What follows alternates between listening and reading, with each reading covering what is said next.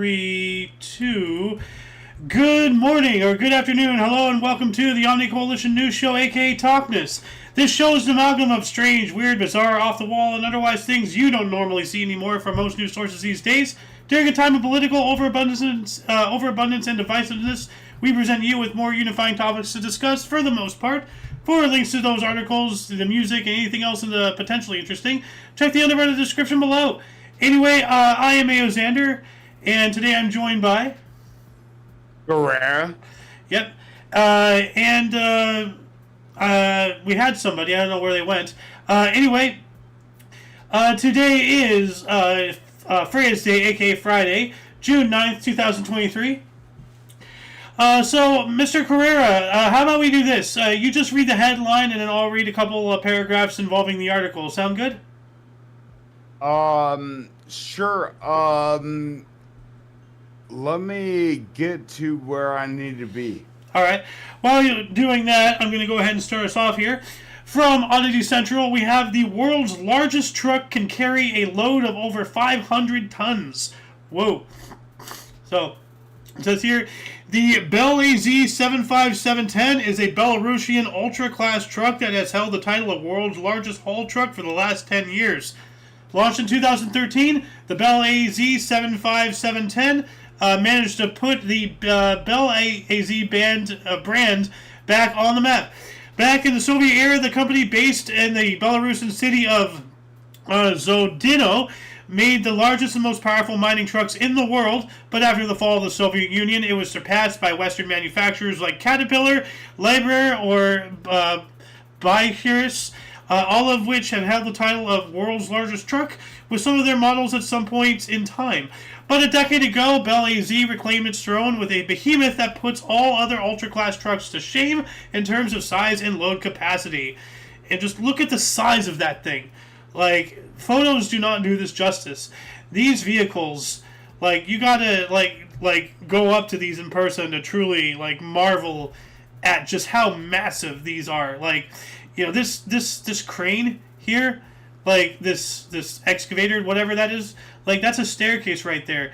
Like, people are about the size of my cursor, actually, more or less. So, like, these are big machines, dude. Very big machines. But yeah. Anyway, moving on up, Carrera, have you caught up with us here? No, I'm actually still on my page. What do you mean on your page? I'm on the SoundCloud. Okay. All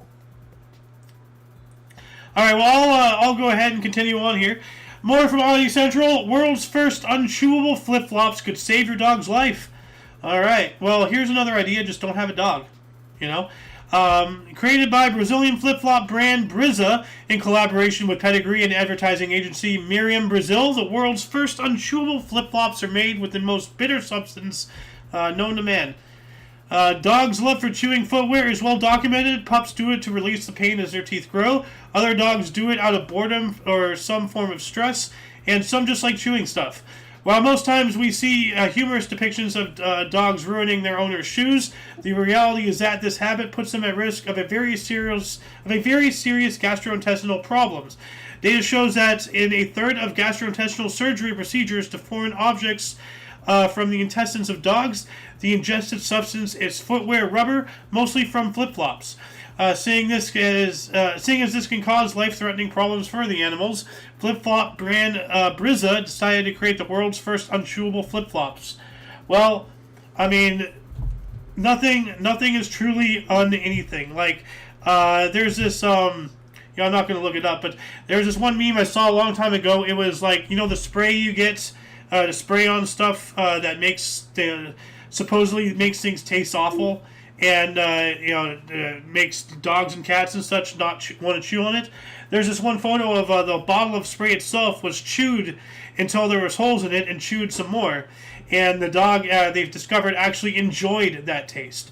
So, like, as I said before, it's just easier just to not have a dog.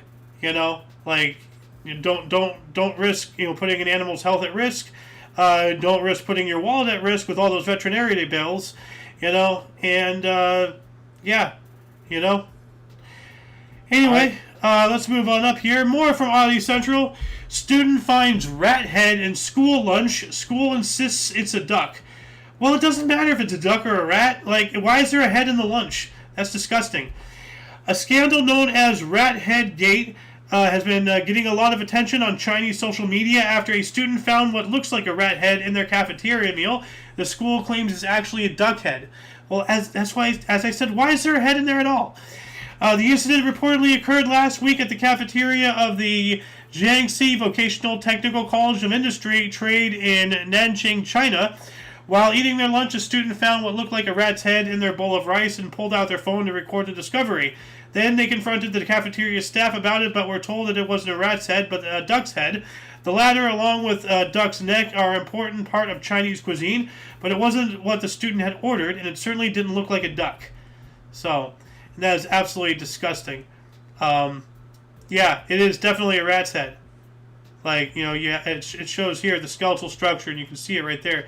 That's definitely the head of a rat.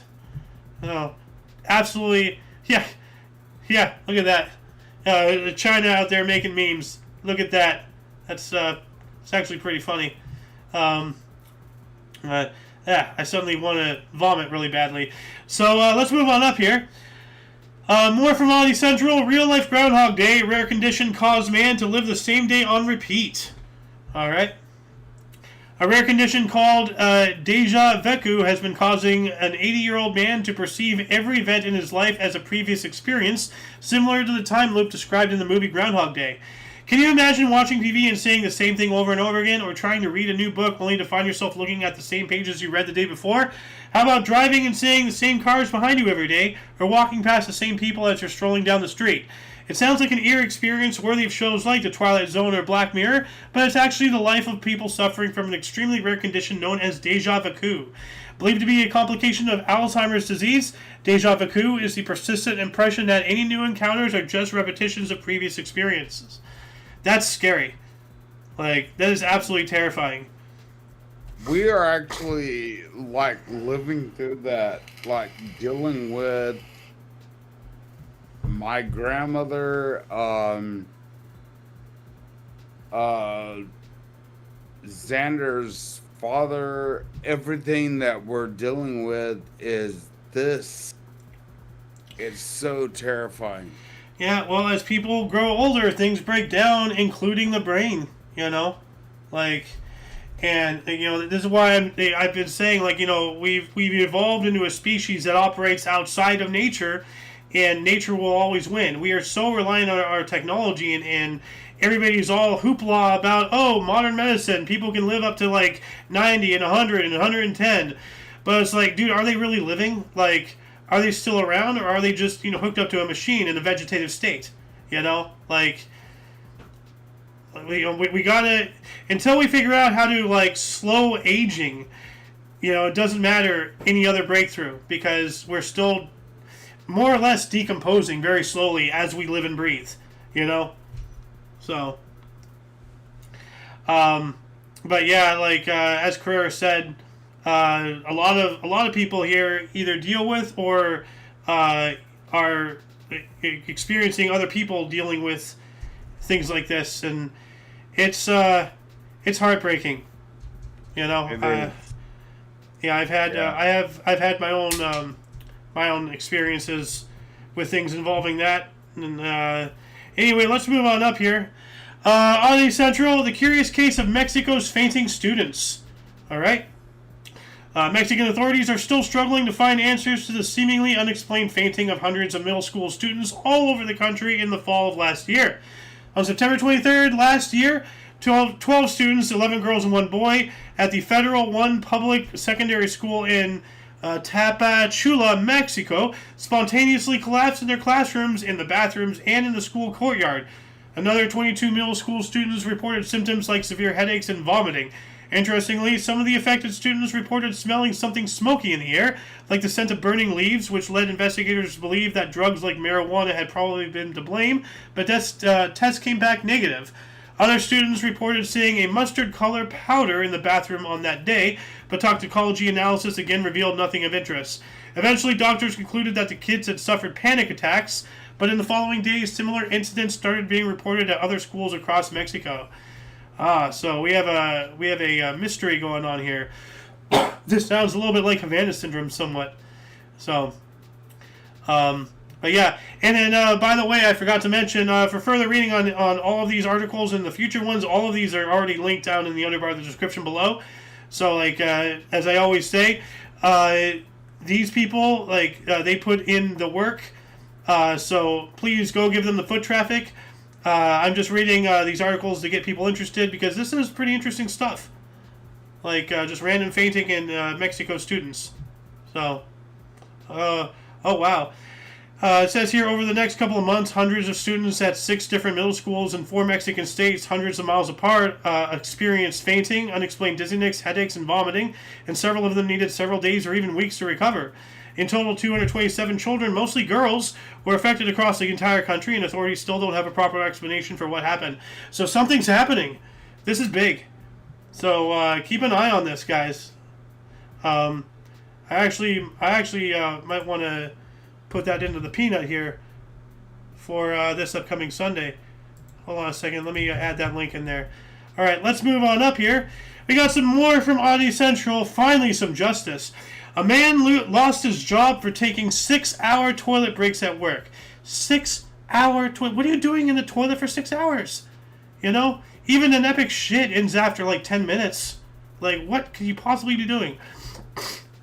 A Chinese man was fired by his employer for spending too much time in the toilet during work hours. The man reportedly took bathroom breaks of between 47 minutes and 6 hours. Chinese news media recently reported the bizarre case of an employee surnamed Wang who sued his employer for wrongful termination after being fired for spending too much time in the toilet during work hours. I think we've covered this story before.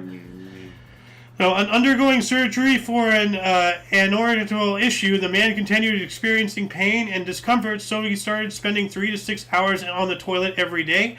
Wang's former employer claims that during a period of 10 days, he took a total of 22 bathroom breaks, which lasted between 47 minutes and 6 hours. Citing provisions in the staff handbook related to tardiness, leaving work early, and authorized absences, the unnamed company from Tianjin terminated Wang's employment. Well, yeah, because he's not doing the job. Now, if there is a way to set up his desk on the toilet, I guess things would have been better. But I don't know. So, but I have to side with the company on this one. There's things that could have been done before this situation ended up like this. Anyway, let's move on up here. More from Oddity Central. Angry locals lift up newly laid asphalt road to prove it's actually just carpet. Locals in the Indian state of Maharashtra were shocked to discover that their newly laid road was actually just a carpet with a thin layer of asphalt poured over it. According to Lokmat Times, the people of Karjat Has Pokhari, a village in Maharashtra's Jala district, had long been pleading with elected representatives to rebuild their poor roads, and last month their prayers were finally answered, or at least that's what they thought when they saw their layer of asphalt covering the dirt roads. Only their joy was short-lived, as it soon became clear that the company in charge of the project did a very shady job, laying a very thin layer of asphalt over a carpet-like canvas that can easily be lifted from the dirt base with little effort. So, and they have a video here. They literally just asphalted a long carpet. Wow. That is absolutely appalling. They should overthrow their local government. If they can't keep a road up, and for the government to reply like this is just spit in the eye. So, yeah. Anyway, and we're going to be talking about this article a couple of times because I think there's one or two other links with this particular occurrence here. We're going to move on up to UPI, aka UPI. California researchers encounter unusually large group of orcas. Marine researchers in California were treated to a unique experience when they came across an unusually large pod of orcas composed of up to 24 killer whales. Michelle Pearson of the Oceanic Society said he and his fellow researchers set out on a whale watching tour near the Farallon Islands and decided to deviate from their usual route, so they approached the islands from the south. Pearson said the group spotted a blue whale in a pod of humpbacks before he spotted an orca's dorsal fin poking out from the top of the water. The researchers were soon shocked to be surrounded by up to 24 orcas, including several mother and child pairs and multiple adult males. Wow. That's kind of scary because maybe they were like hunting the boat. Don't forget. No, don't forget. The killer whales decided that it's funny to flip boats. Yeah, I was going to mention that. Like a couple weeks ago, we did an article about how orcas are intentionally ramming and destroying and flipping boats. So it's just for fun. Yeah, they don't even care. They don't want to eat or hurt people. They just want to flip boats for fun. Yeah. Well, I mean, why not? If you can, why not? So we're gonna move on up here. We got another article here. Carrera, have you caught up to the articles yet? No, I am still yelling at things. All right. We got another article here from UPI, aka UPI. Mass wedding in India features 2,143 couples. Whoa. I guess if you don't want your wedding to be special. So, it says here, it was a day of celebration in Baran, India, when 2,143 couples exchanged their vows in under 6 hours, breaking 2 world records. So, that's the number of couples. So, let's see here. 2,143 couples times 2 equals 4,286 people in total got married within 6 hours. A registered trust called Shri Mahavir Goshala Kalain Sansathan organized the mass wedding, which included both Hindu and Muslim marriages. The event lasted less than 6 hours, breaking the Guinness World Records for the most couples married in 12 hours and the most couples married in 24 hours. So, wow. Not only did they do it in half the time, they did it in a quarter of the time. Holy crap. That's pretty cool. But kind of sad at the same time. You know? Like, I don't know. Anyway, Rama, sir, welcome to the show. I assume you're probably pumping the iron. So. Oh, no, I just finished up. Oh. I've been up for a little bit now. All right. Well, Just been chilling. you down to read some headlines? That I am. I am down. This one raised my eyebrow, and if LA wasn't such a, scum-infested shithole, and if I actually had some money, I would actually kind of want to get this. So. Oh, yeah. Troll apartment in the middle of Los Angeles bridge listed for $250,000. You know, what's funny is that, like, we all know about the troll under the bridge thing, and, like, there's a modern take on that, internet trolls. So now this is a physical combination of both. Like, you can be an internet troll on this bridge. Oh, yeah, here, this... If I had the money, I would 100% buy that. Check that out. So it's on, like, is that a functioning bridge? Or is that, like, the bridge is just part of the structure of your house? Well, it's obviously part of the structure of your house, but, like, I wonder if people, like, walk under your house or what? No. But it says here, a listing for a one bathroom house in LA is going viral for both its $250,000 price tag and its unusual location, the middle of a bridge. The Alhambra house, dubbed the Troll Apartment online, is located beneath the road and over the arch of a bridge overlooking the Alhambra. Oh, wonderful! So you're living underneath a road. Wow. The house features a quote-unquote rooftop patio, a fenced-in area adjacent to the street that runs over the bridge. Oh, cool. So go and have your morning coffee on the sidewalk. That's lovely. Best way for me to make money? Just owning that. I'll make a profit off of that somehow. Wow, it says here that this is one of only 11 properties in Los Angeles County listed for $250,000 or less. Whoa. So if you want to live in LA, you're looking at $250,000 and the bare minimum. That is ridiculous. Wow. Oh my! I can't imagine sleeping at night in that place. Oh my, that would be terrible. Dude, what you need to do is just like get, you know how a lot of these YouTubers have like the soundproofing and all this stuff on their walls? Just get that for your walls and your ceiling of every room. Just like soundproof your whole house. Real. Yeah. That would just soundproof it, or just make it like make the road soundproof or something, so you don't hear the rubber going down going on the asphalt. Well, I don't think you can do anything to the road, but like maybe you can like do something to muffle the noise coming down from the ceiling. Don't know. But this. I've got now. Oh yeah, speaking of roads, like I want to show you something here really quick. We're going to be talking about this. Oh, not about this. There's another one. Hold on. There's this Indian. We just finished talking about it. There's this Indian little village area, and their road, their dirt road was in complete shambles. So, like for a while, they kept saying, "Oh, we need new roads. We need new roads." So the government came in and put in a new road. Instead of an actual road, though, it was a carpet with asphalt paved on top of it. Yeah. That's awesome. Yeah, let's see. Where'd it go? Here we go. Let me show you the video here real quick. So look at that. See, they're literally peeling it up like a carpet because they literally just rolled out a carpet and asphalted over it, and that's the road. Oh my. Yeah. Like that is horrible, shoddy.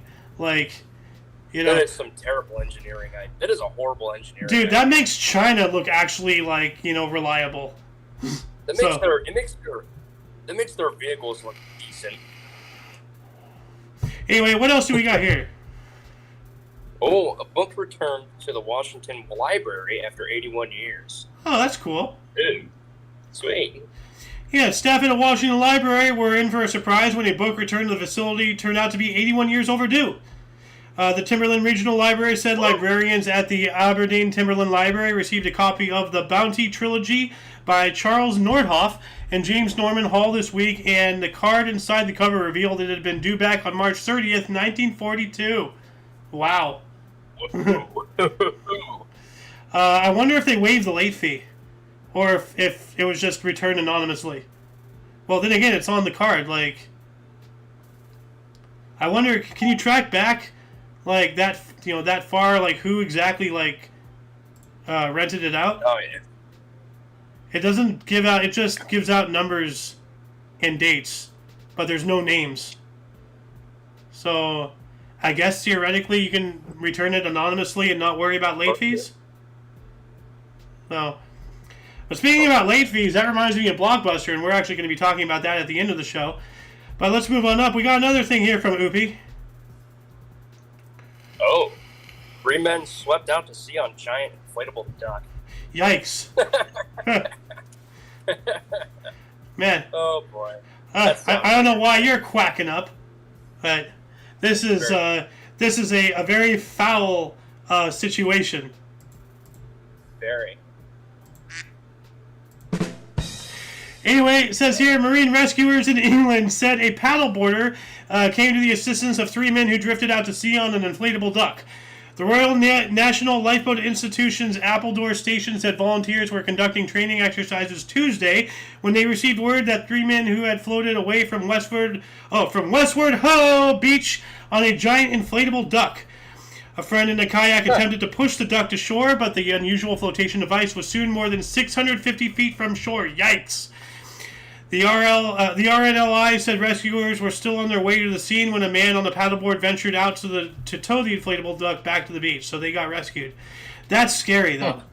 Like, you're out there, you have no paddles, and on that duck, like, you know, your arms are not that long, so, like, what are you going to do, fingertip paddle versus the current? Like, you're not going to get far. So, that's scary. Oh, here's something that might raise your eyebrow. Oh. British lifting duo smash record with 997.5 pound deadlift. Oh, that's big weight. Yeah. Looks like they did it themselves. With each other. 500. It's about 500 a person. That's doable. Me and my buddy could do that. You know what? Why don't you guys start looking at some records you can start breaking? When is it going to show us? Here we go. 900-pound deadlift. My deadlift's already well over 600 pounds. So my buddy and I could probably slam that no problem. Dude, seriously. Why don't you start looking into that? You and your friend, you can break this. This is a world record? Yeah. Yeah, you can break this. Oh, he went muted again. It says here, a pair of British bodybuilders broke a Guinness World Record when they teamed up to deadlift 997.5 pounds.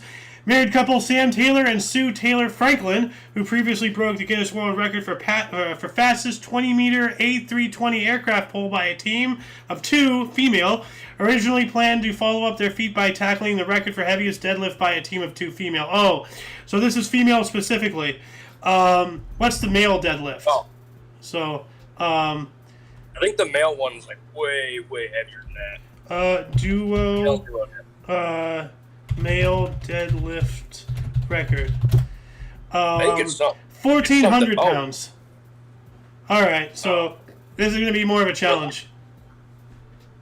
Call up Brian Shaw and Thor. Oh my god, they could easily beat that record, no problem. Even Thor in his current state could beat that record. Well, tell him. He's not even doing that well right now, and he can beat that. Tell him. Brian. Send him an email. Yo, you do want to break a record really easily?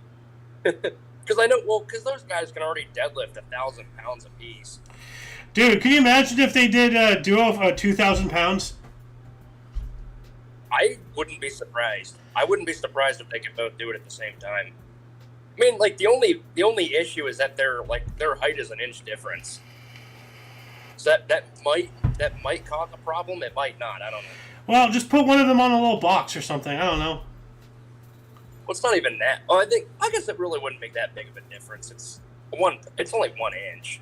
Or I guess deadlifting is not that big of a deal. I guess you can make a special bar, where it angles up or something and then angles back down by an inch, on one side for I don't know. I don't think you can do that though. That's the problem. I mean, I'm not saying it's impossible, but I think it would just look weird. Yeah. Well, what else do we got here? Ooh. Octopuses tweak the RNA in their brains to adjust to warmer and cooler waters. Oh, wow. So that's their genetic material, their code itself. They have control over. They are not of this earth. They can't be. So, and I don't know why they keep saying octopuses. The correct plural is octopi. Octopi are curious and clever. They can solve mazes and puzzles, use tools, and are masters of camouflage. These complex abilities are powered by their sophisticated and giant brains. Now in the journal Cell, researchers report that octopi are able to edit genetic information to quickly resculpt their brains when confronted with changes in their environment. Whoa! So they're singular species evolution. This is insane. Wow. That's... I worded that wrong. They are singular lifetime evolution. Multiple. They can adjust back and forth. This is wild. Big brain. Talk about big brain. Yeah. Oh. At gargantuan brain. Yeah. Mega mind. So. Yeah, no, man, all these articles. Excuse me, I make music. Yes, you do. Indeed, you do. Excuse me, octopus, octopi, make music. Probably they can. Do they have my ass? Yo, dude, they have 8 tentacles. Theoretically, they can play 4 guitars at once. So. Hey, what the fuck did you just say? You heard what I said. An octopus can be like its own band. 2 tentacles for the drums, 2 for a guitar, 2 for a bass, and it has 2 left over, maybe for like another guitar or some other type of instrument. There you go. Or just I can actually play all of them at once. Well, are you an octopi? I am the Spavakai. All right. Anyway, moving on up. What do we got here from NPR, Mr. Rombusser? I have, before you start, I wanted to say something. What the term you're looking for with the octopi is modular brain chemistry. Ah, that makes sense. Meaning they can change their brain chemistry to suit their environments. All right, yeah. And each arm they have has a brain in it as well. I think I remember hearing about that. Yeah, They have 8 brains. they have 9 Yeah. actually. They have 9 brains, 2 stomachs, 3 hearts, Mhm. and most except for just a couple of species of octopi are venomous. Huh. Wow. Well, the more you know about octopus. Brought to you by Omnicolor. Well, brought to you by Nurgle. Like, thank you. Like, dude, octopi are not of this earth. They can't be. Like, that is not terrestrial. Whatever you do not play around with a ringed octopus. I don't play around with any animal. Like, There's no 4,000 goddamn what? $4,000 computer. Thorera, please keep it professional. Anyway, Mr. Rhombus, what do we got here? Ooh, a fluorescent green Venice canal is beguiling residents. Police are on the case. Beguiling. What does that even mean? Like, I've heard that term before, but let me look that up. Charming or enchanting, often in a deceptive way. Ah, yeah. All right. It says here, something's in the water of Italy's famed Grand Canal in Venice. Venetians woke up to a mysterious patch of fluorescent green in the central waterway on Sunday. The verdant stretch hugged an embankment near the Rialto Bridge and appeared to spread as the day went on, based on images posted to social media. Police are investigating the origin of the liquid after residents reported the spectacle to authorities on Sunday morning. Luca Zaia, the governor of the Veneto region, said on Twitter. Italy's fire and rescue agency said it is working with local environmental officials to identify the substance from collected water samples or collected samples of the water. Blah blah blah. I'm having a stroke. Probably drank some of this water. Sewage. But I'm guessing it's some kind of sewage. Yeah.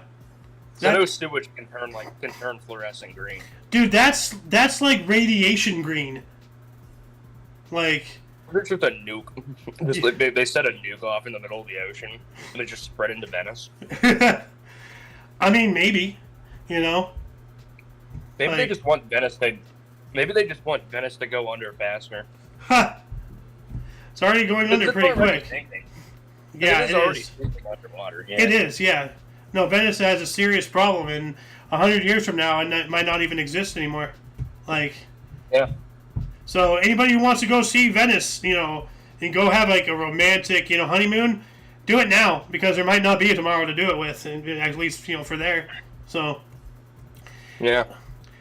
here we go, more ducks.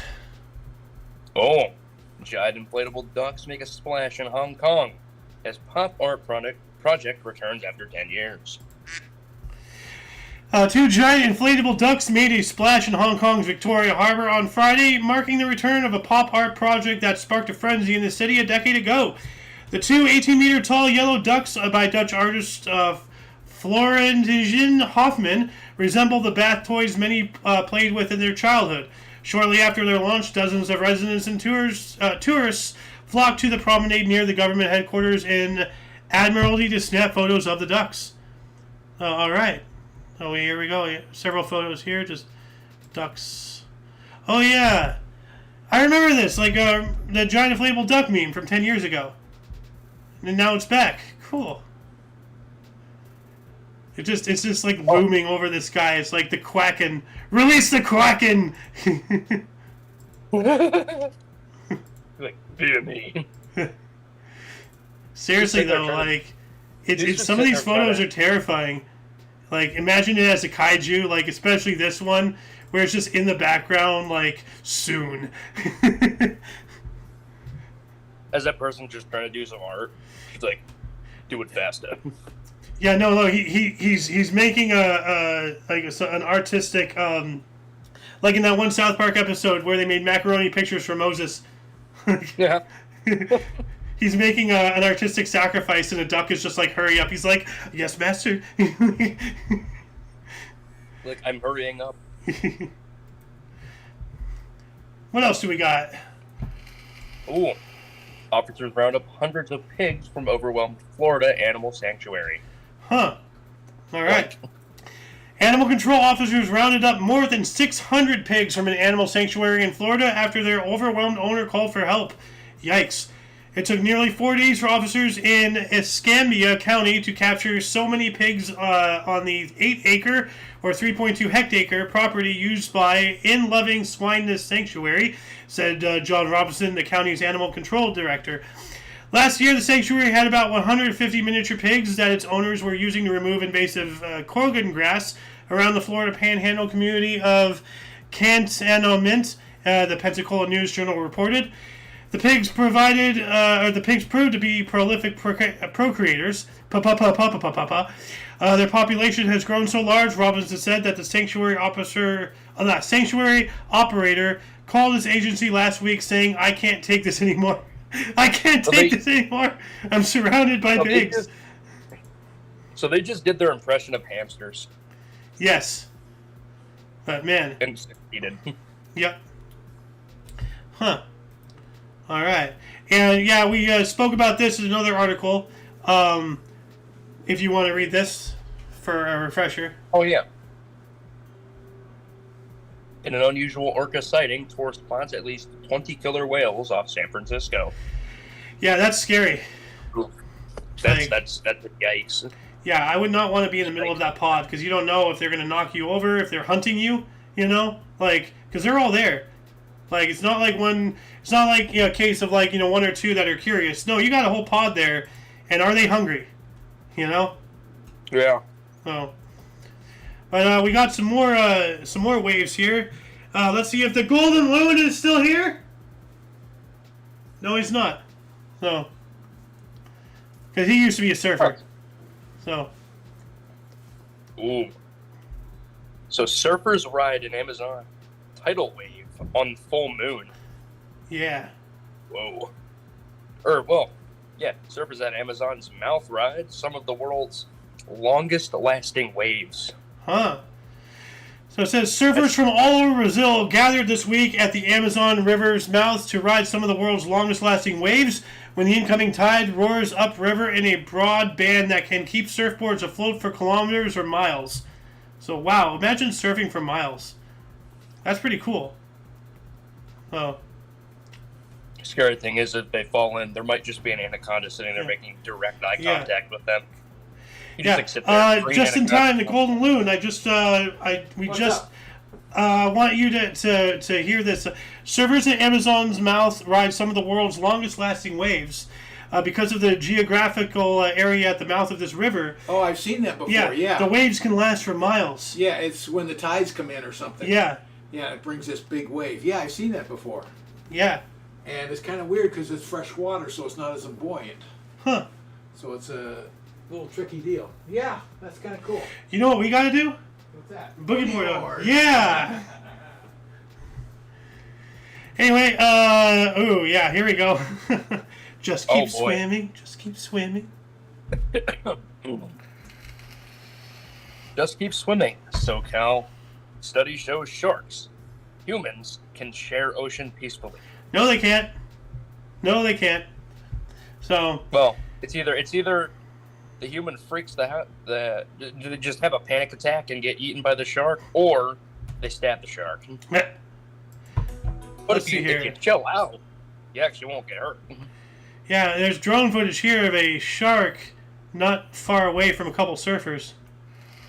I was going to say, yeah, sharks are actually surprisingly chill if you just don't annoy them.